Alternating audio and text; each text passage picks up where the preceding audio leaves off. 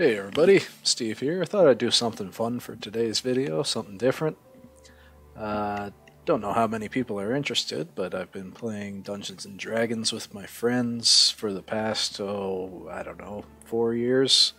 And we've been in a pretty serious campaign for the last year and a half, where my character has just been retired.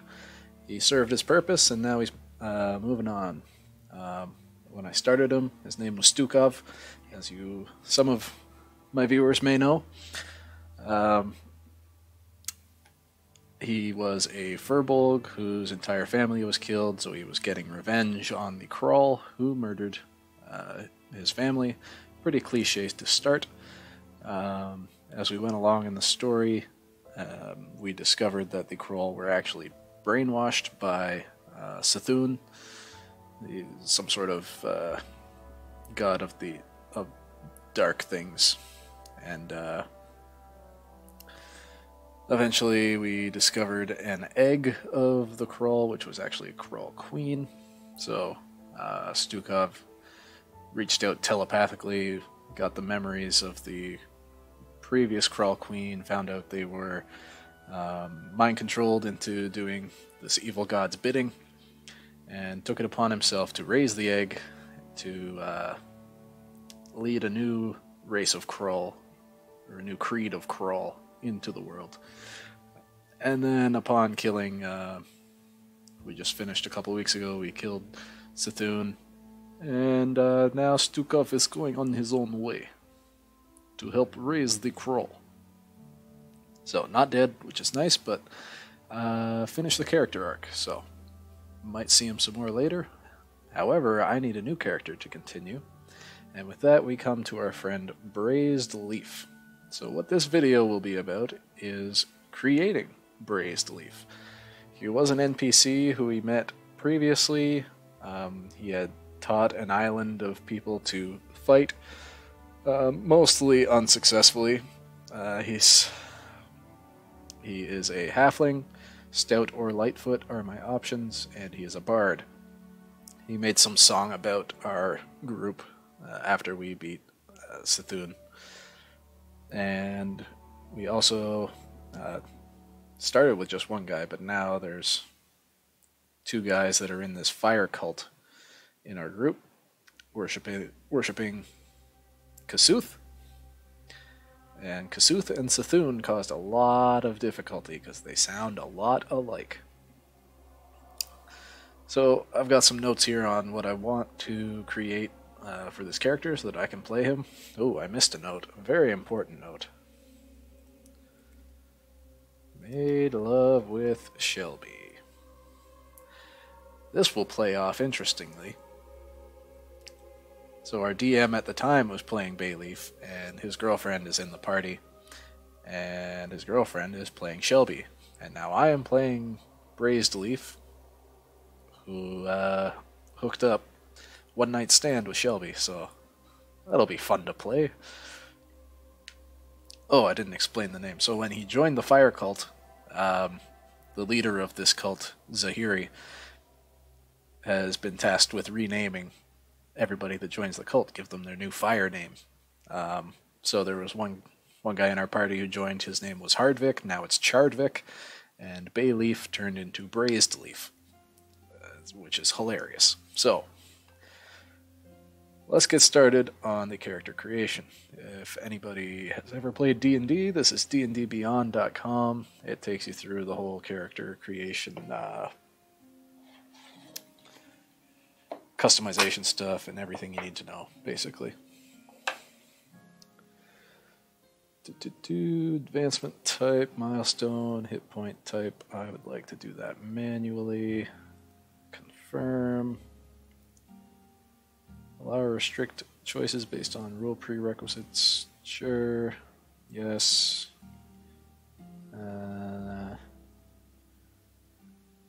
Okay. So I'm good with all that. I don't want to go too high. I don't want to show too much.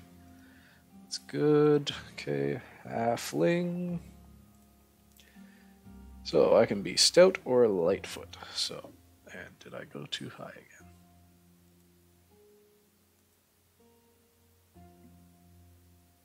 I might have, sorry, one sec. I don't know what's showing there. Okay, that's fine. Can I possibly go too high? No. Okay, halfling. I just don't want to show the account name. Lightfoot, let's see what I get. +2 dexterity, lucky, brave, halfling, nimbleness.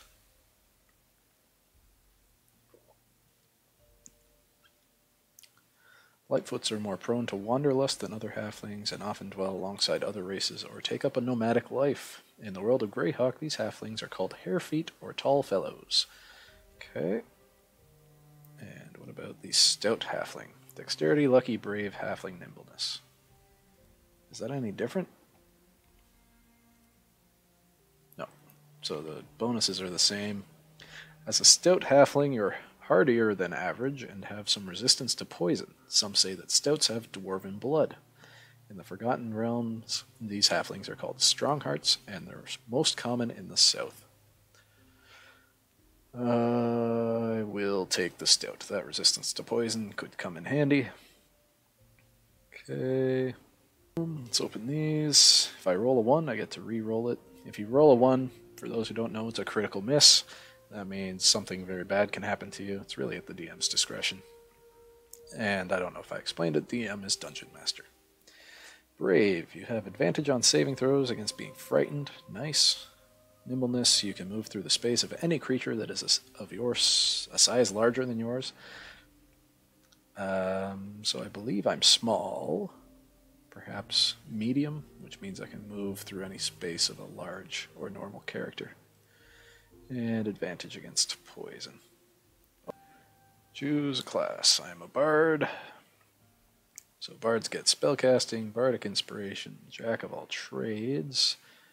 Means I can add half my proficiency bonus to any ability check that doesn't already include it. That's crazy. Song of Rest. Use soothing music to help revitalize your wounded allies. That's awesome too. Get a bard college, expertise. Double my proficiency. That's nuts. And expertise. 2 more double proficiencies. And we are starting at 10th level because that's where we've gotten in the story. Ability score improvement is standard.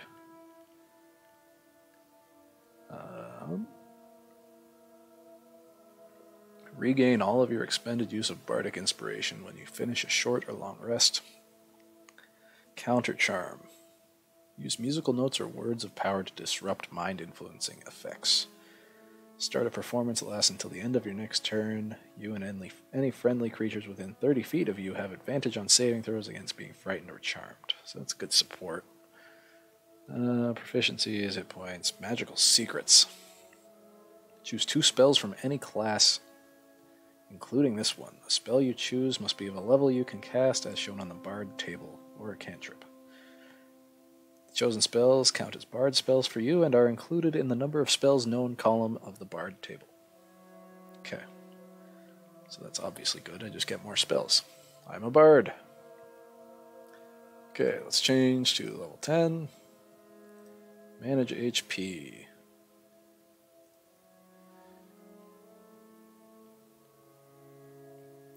Your hit point maximum is determined by the number you roll for your hit dice each level, or a fixed value determined by your hit dice and your constitution.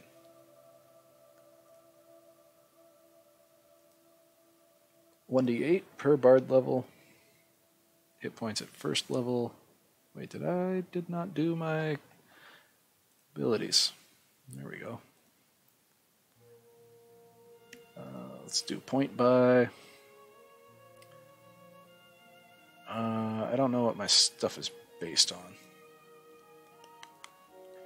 Dexterity and charisma. So typically you want to max out your 2 main and then do something else from there. This guy was pretty smart. I'll give him a 12 there. Definitely not too wise though. 12 there. I can boost up the charisma 1 more. So that's definitely accurate, and he's not strong. Okay. So my con modifier is 1. So we go back to the hit die. Hit points at first level is 9. Okay. So level 1, 9. Hit points at higher level 1d8 plus your con modifier after first. Okay, so I get 1d8 plus 1. I'm going to roll these. And I don't care what I get, because it would be funny if this guy died. That's a 2. So that's 3. Let me do this. 2, 3, 4. I just don't want to lose track of how many levels I've done. And then I will add them up.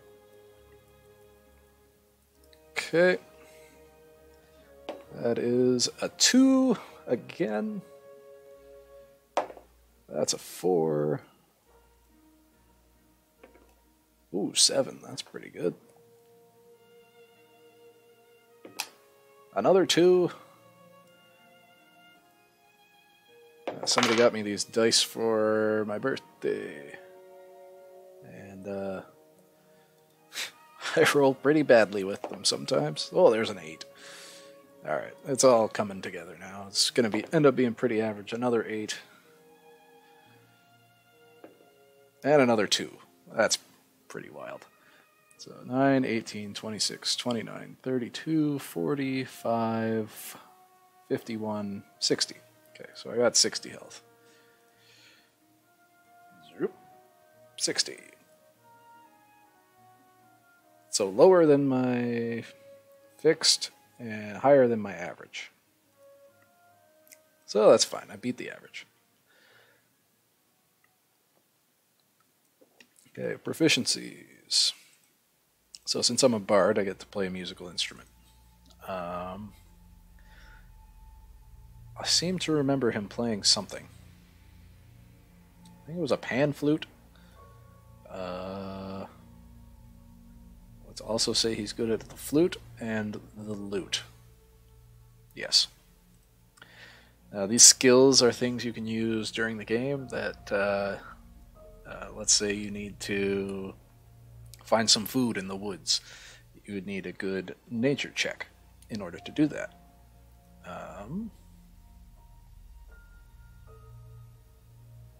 So what is this guy good at?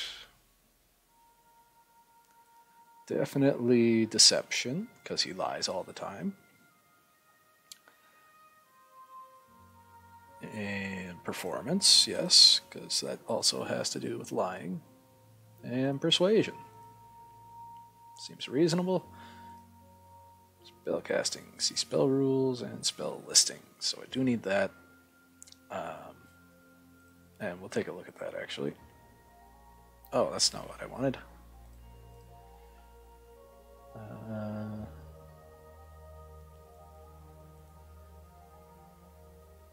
Spell slots. Okay, I need to go to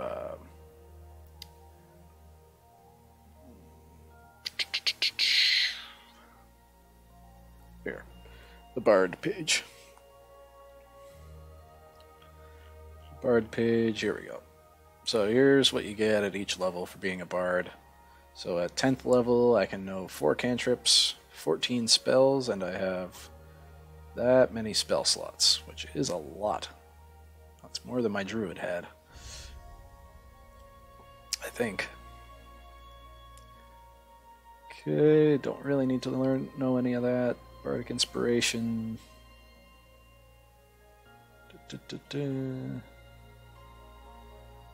Oh, I can just add stuff. I just get to add a roll to my teammates' rolls. I can add my proficiency bonus, Song of Rest, I get to heal stuff. Bardic College. Okay, which one do I want? 3rd level, you delve into the advanced techniques of a Bard College of your choice.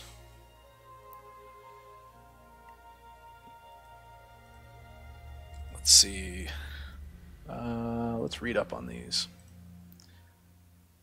Bard colleges. Creation. Probably not. No.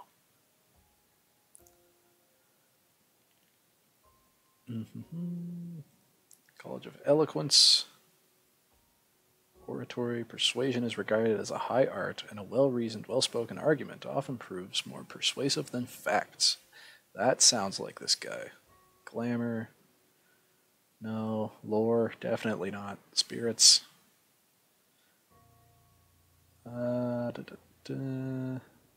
Nope. Swords. Definitely not. He's a fake. Whispers. Okay. I'm going to go with Eloquence. I think that's the most apropos for this character. Expertise. At a third level, you choose 2 of your skill proficiencies and double them. Persuasion, Deception. You're a master at saying the right thing at the right time. When you make a charisma check, you can treat a d20 roll of 9 or lower as a 10. Alright, so I'm never failing a charisma check with this guy, probably.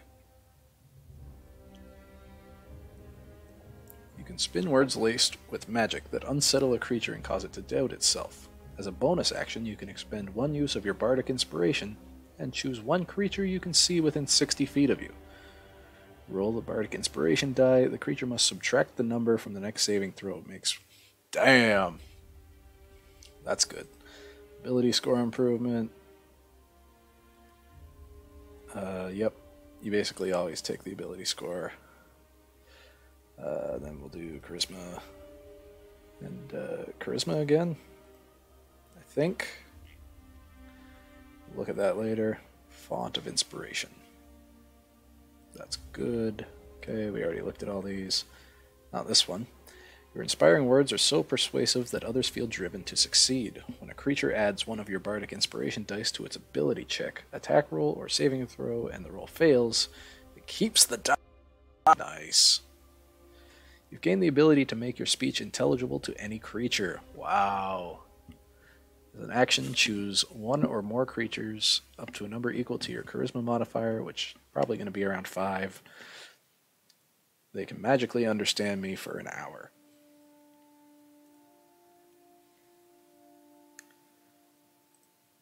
Okay, we're doing that. Dex and charisma, I believe, is correct. Let me make sure. Abilities. That should bring me to 20.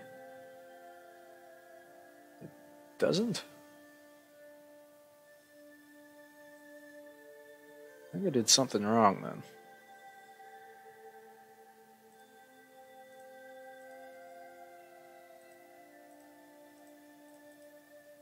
No, that's max. Definitely didn't do anything wrong. Maybe I just have to dump them both into charisma. Let's see.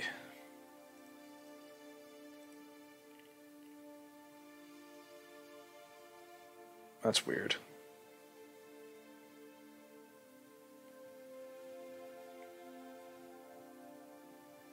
So I'm going to put one into Constitution then, because it doesn't make any sense to have 19. It doesn't give me a better modifier.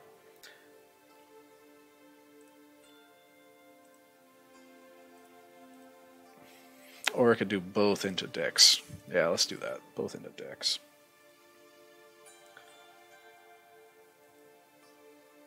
Expertise again. I don't have. Learn 2. Oh my god. Alright, I'm not going to put you guys through that. This is going to take me hours. I get to pick from a list of like 100 spells.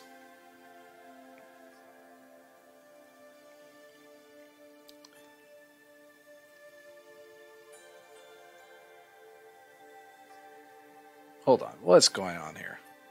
Charisma should at least be...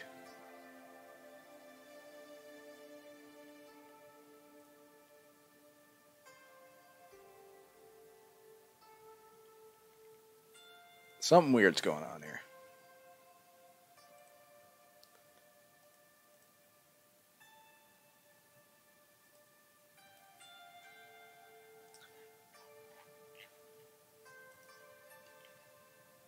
That does give me a better modifier, so I actually gain 3 more health from that.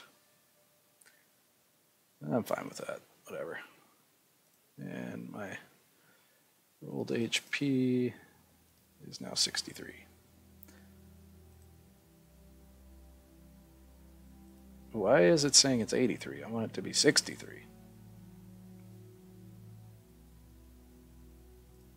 There we go.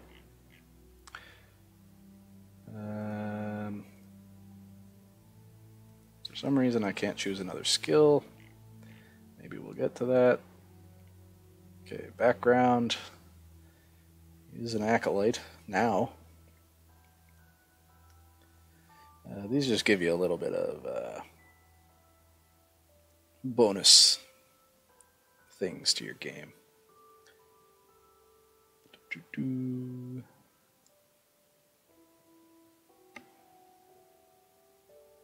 Urchin? He's kind of an urchin. Charlatan? I mean, yeah, that makes sense. Skill proficiency, sleight of hand, and I get to pick one. Well, let's pick insight.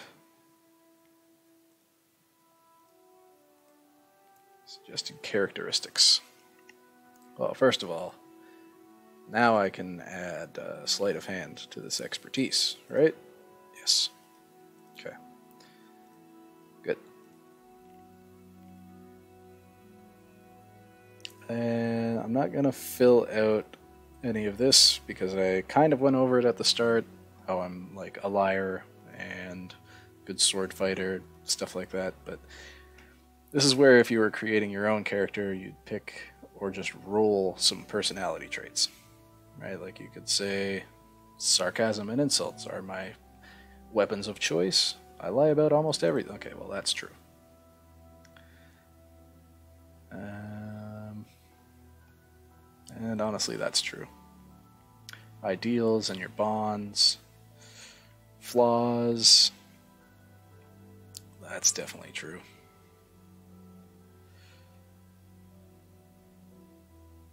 And that's definitely true, because he's overconfident. He's definitely chaotic neutral.